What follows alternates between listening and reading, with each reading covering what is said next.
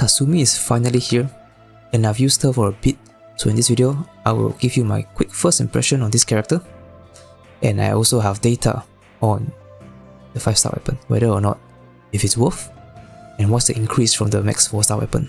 I'll also give you a bit of tips on how to use her because she is one of the more complicated characters in the game, especially with the highlights and stuff, and the fact that you have to use every single skill of hers, including a highlight. So let's start off with your kit first. Like I said, a little bit complicated, and I'll try my best to explain it. So Kasumi's highlight is a major part of kit.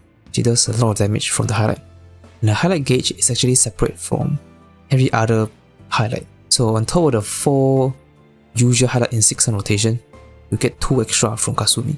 So that's 6 highlight total in a 6-turn rotation.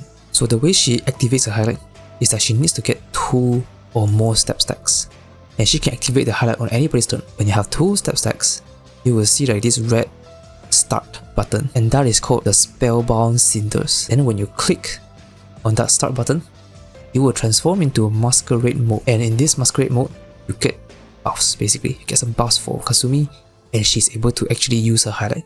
I will tell you when is a good time to activate the masquerade mode, because you cannot just randomly activate it, because it has like a cooldown thing. Because this effect lasts until the start of Kasumi's 2nd turn after entering masquerade. So the keyword is until the start of Kasumi's 2nd turn, at the start, not the end. So this skill technically lasts for only 1 turn, even though it says that it lasts for I think 2 turns or something, but it technically only lasts for 1 turn. So if you activate masquerade on turn 2 for example, by the start of Kasumi's turn 3, the effect ends. Then for every step stack you gain, which you can stack up to 4 stacks, you gain 10% attack and 4% crit rate. So and max stack is going to be 40% attack and 16% crit rate. Then when masquerade ends, you lose all the step stacks. And if you don't activate the highlight when you are in the masquerade mode, Kasumi will automatically fire the highlight for you. So like I said, all her skills will be used. Kasumi will also buff the attack stat of herself and the dance partner for 3 turns. When a dance partner uses any skill, Kasumi will do a follow-up attack with a skill 1, and that skill 1 give a lead step. For skill 3, the skill 3 is the highest damaging skill in her kit, because not only does it have higher base attack like the skill percent or coefficient, the skill 3 also has improved skill damage and crit damage when you are in S masquerade mode. So when you use masquerade mode, make sure to use it on the turn you are also going to use skill 3 and also the highlight. So you want to use masquerade mode on the turn of big burst damage. Now onto our highlight, the most important part of a kit. This can only be activated in masquerade mode. So when you click the red start button, that's when you can use it. So when you click twice, click the start, then you click action again to actually use the highlight. So it's a single target burst attack, and depending on number of step stacks, you buff the highlight. So that's the general gist of a kit. Now we're going to talk about rotation and how to use her, and I'll give you some tips to try and maximize the buffs and the score. So here's a rotation for SOS. So I think the first thing I'm going to talk about is Kasumi's own rotation, the skill rotation. Typically it's just 2-1-3. It really depends against your twins. If your twins is A1, you want to actually use the skill 2 on the twins, because twins auto skill 3 can trigger an extra follow-up attack. So that means with a single twin action, you use like a Fire Ice, then the skill 3 auto. Then Kasumi will launch 2 skill 1 follow-up attacks, then you'll get 2 steps. I'll have a sample A1 rotation to show you later. I'll explain that more when we get there. But typically just 2-1-3, 2-1-3 is a safe play. The only problem with because A0 twins and A0 Kasumi is that you only get out to 3 stacks here. So it's going to be 2 lead step stack and 1 follow step stack. You ideally want all 4 here. But for A0 twins, A0 Kasumi is most likely going to be only 3. So that's the goal. You want to get as many step stacks, up to 4 stacks for these 2 big damage turns. And like I already mentioned, the highlight is a little bit different. You can see that this is 1, 2, 3, 4, 5, 6 highlights. And including Cold Skill 3, that's going to be 8 highlights total in 6 turns, which is crazy. You can definitely do something interesting like this. For example, you use a Sign Nuke highlight from twins, Fire Ice highlight from twins, then you Kasumi highlight. So you get double the highlight buff, which is very strong. Similarly here also Fire Ice highlight, Cold highlight, Kasumi highlight. So Kasumi highlight will have both twins, Fire Ice highlight and Cold highlight together for even more damage. Now when do you click the start button to go into masquerade mode? You should, I think, click it before or during the turn here. You want to make sure that you are in masquerade mode before you do your Kasumi highlight, the core skill 3, then your skill 3 at the end here. So it's going to be turn 3 and turn 6, the turns where you use the start button and go into masquerade mode. you don't want to use start here. So let's say we put start there. The thing is that the masquerade mode counts down at the start of Kasumi's turn. It lasts for 2 turns. It's going to go down one here, but your skill 1 will get a bit boosted from the masquerade mode because masquerade mode gives you buffs, right? It'll get boosted here, but then at the start of this turn, it wears off. And you don't want that because the skill 3 gives you more damage and crit damage when you use it in masquerade mode. So that's why you want to use the start here so that the skill 3 will be masquerade mode. So you'll do more damage. Now when do you use Kasumi highlight? I don't think it matters honestly, as long as you use it like here or if you use it here, I think it's not too bad also. As long as you use it after you apply all the buffs and debuffs. So it's going to be either these 2 turns or these 2 characters' turn.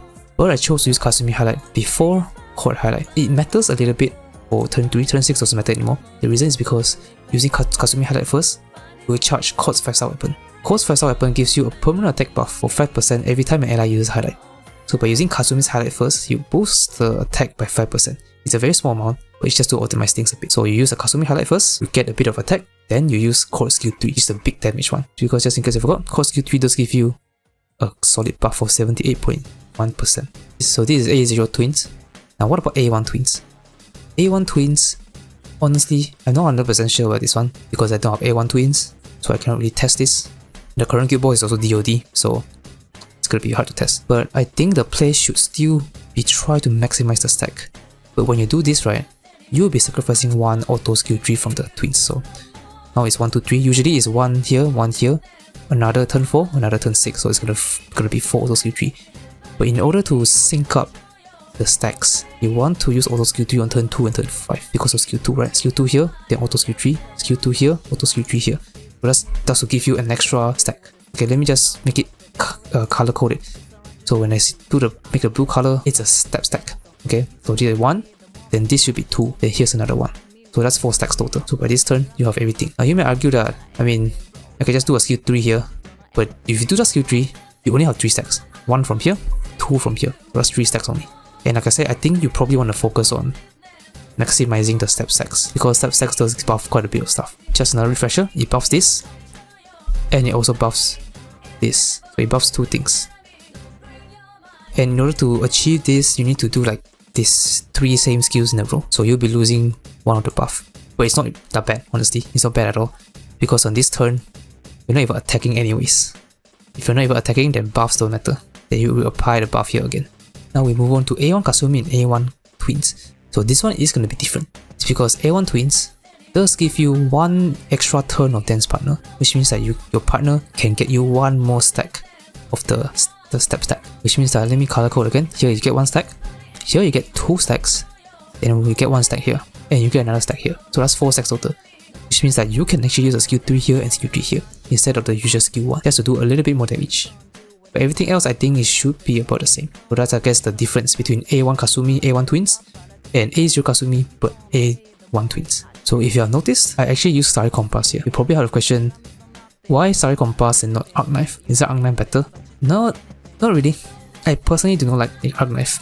I'm not saying like it's a bad dagger, but there's just too many things to consider. There's 3 reasons actually. The first reason, you need to attack with Wonder to trigger Arc Knife, which we do attack, so that's nice, but the debuff only lasts for 2 turns. So if you attack here, then it's gonna last here as well as here. So this turn and this turn, you don't get the buff. So the skill 3 here don't do damage, or skill 1 if you're AZ or Kasumi. The third reason, I think the more important reason, is that you need 2 elements, 2 elemental elements for Arc Knife to be better than Starry Compass. So let me show you why. So I'm comparing both at R5. So pretty much the max potential. So we look at Arc Knife, R5, 9% debuff. The 9% is default. So with no elements, you will debuff by 9% if you attack. If you have 1 element, it becomes 18. If you just use a Vishnu, it's not exactly enough. When you look at Starry Compass is 22, and you barely need to do anything for Starry Compass because you just need to attack.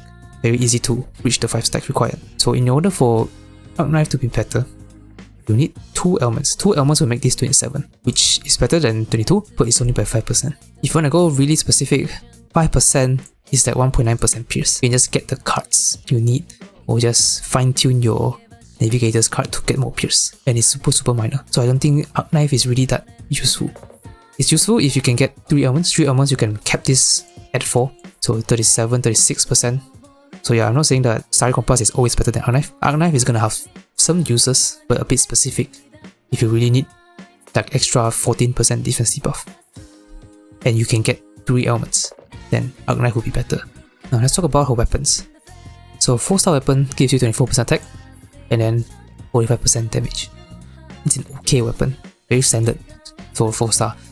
5-star weapon looks quite strong. Gives you crit damage, gives you attack buff, it gives you damage, then gives you higher damage, so it gives you a lot of stuff. So you're probably wondering, how much better is a 5-star weapon compared to a maxed out 4-star weapon? I've tested it quite a bit, and here is the result. So this is quite an increase, I think. Definitely on the higher end of 5-star weapons. Usually 5-star weapon DPS is about 10 to 15% range. This one is about like 15 to 20% range. So I think the 5-star weapon is on a better side of DPS 5-star weapons. So it's overall, I think, more worth it to get this. It's a bigger jump in damage. So should you pull Kasumi? If you already have Frost Guard Mount, it is overall safe to skip. If your goal is just to have a strong single target DPS. And Makoto Yuki is probably releasing in a couple months, hopefully, assuming no delay. But if you don't have Frost Guard Mount, your last DPS is like Mesa or Queen, Kasumi is definitely an upgrade. And of course, if you care about score like SOS, you pretty much have to pull her. Because you want to score well for SOS, you need pretty much a DPS for every type, every boss.